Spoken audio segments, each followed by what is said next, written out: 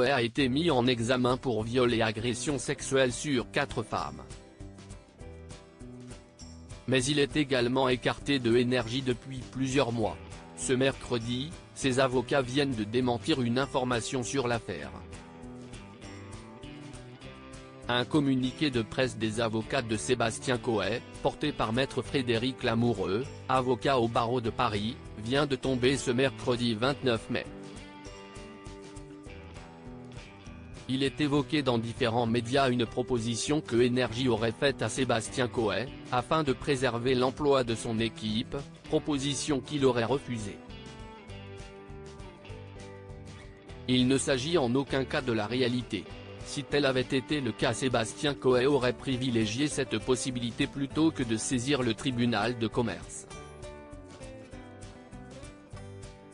Sébastien Coé a, dès la suspension de l'émission Coé par Énergie le 22 novembre dernier, proposé à Énergie que l'émission puisse se faire temporairement sans sa présence dans l'unique but de protéger son équipe au sein de sa société BeAware.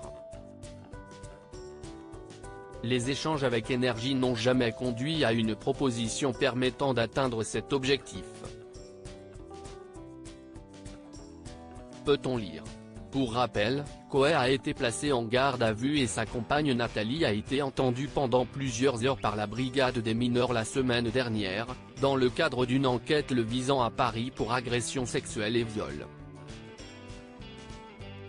Après avoir passé 2 nuits en cellule, le natif de Saint-Quentin, N, a été présenté à un juge d'instruction, puis a été mis en examen pour viol et agression sexuelle sur 4 femmes, dont 3 étaient mineures au moment des faits reprochés.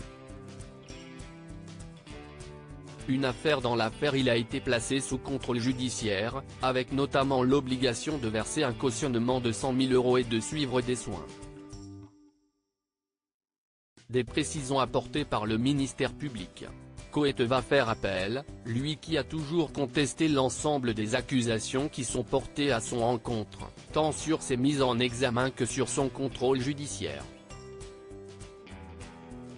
Hors norme d'après ses proches. Coé, il est connu pour avoir animé pendant de longues années les journées des auditeurs de Énergie.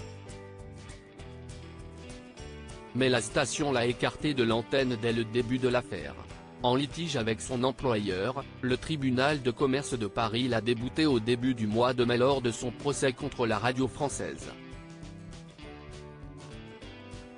Une déception évidente pour l'animateur, qui a décidé de répliquer dans ce dossier, par le biais de son avocat Frédéric Lamoureux. Les sociétés du groupe BeAware et Sébastien Coé annoncent interjeter immédiatement appel de la décision rendue ce jour dont ils ont pris connaissance. L'animateur fait l'objet d'au moins 5 plaintes pour viol ou agression sexuelle. Mais il reste présumé innocent des faits qui lui sont reprochés jusqu'à la clôture définitive du dossier.